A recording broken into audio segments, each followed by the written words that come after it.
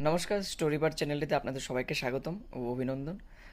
আজকে সবার স্বামীজি বইটির পঞ্চম নম্বর যে পর্বটা, ওইটাতে আমরা দেখব স্বামীজি কিভাবে একজন দানবীর, একজন একজন গরিব মানুষের সহায়ক, এবং তিনি কিভাবে সহৃদয় ব্যক্তি হয়ে ওঠেন একদম কম বয়সে, এবং তিনি কিভাবে বুঝতে পারলেন যে একটা লোকের পাশে দাঁড়ালে, ভালো লোকের পাশে দাঁড়ালে উনিও কিভাবে আরও ভালো করতে পারবে।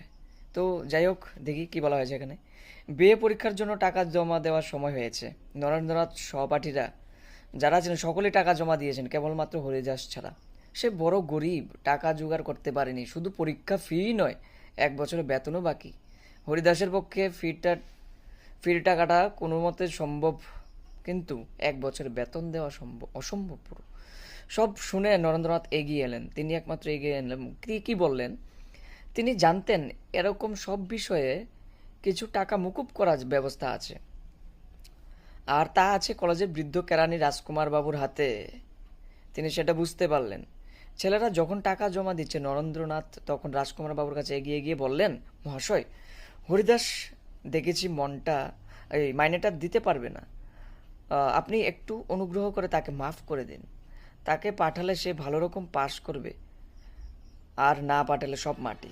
এই রকমভাবে এত মার্জনা প্রার্থীতে উনি কথাটা বলেন, কিন্তু রাজকুমার বাবু মেজাজটা ভালো ছিল না বলে তিনি মুখ বিকৃত করে বললেন, তোকে জেঠামি করতে আর এখানে সুপারিশ করতে হবে না। তুই যা, নিজে চরকার গিয়ে তেল দে, যা। আমি ওকে মাইনে না দিলে পাঠাবো না। নরেন্দ্রনাথ চিন্তায় পড়লেন। তার নিজের পক্ষেও তো এত টাকা জোগাড় করা কঠিন, কারণ তিনি বয়স মাত্র একদম কম, ছোট বয়স। অথচ তাড়াতাড়ি টাকা জোগাড় করতে না পারলে বন্ধু যে পরীক্ষায় বসতে পারবে না। কি করা যায়? মাথায় তার একটা বুদ্ধি খেলে গেল। কি খেললো? বাড়ি না ফিরে সেদিন সন্ধ্যায় তিনি হেদোর কাছে এক গুলির আড্ডার কাছে অন্ধকারে গা ঢাকা দিয়ে দাঁড়িয়ে রইলেন, আর গুলির দোকানের দিকে যারা আসছে তাদের ভালো করে লক্ষ্য করতে লাগলেন। হঠাৎ নরেন্দ্রনাথ অন্ধকার থেকে বেরিয়ে একজনের সামনে গিয়ে দাঁড়ালেন। রাজকুমার বাবু! হতভম্ব হয়ে গেলেন। নরেন্দ্রনাথ জানতেন রাজকুমার বাবু প্রতিদিন ওই গুলির আড্ডায় নেশা করতে আসেন। নরেন্দ্রনাথকে দেখে রাজকুমার বাবুর মুখ শুকিয়ে গিয়েছে।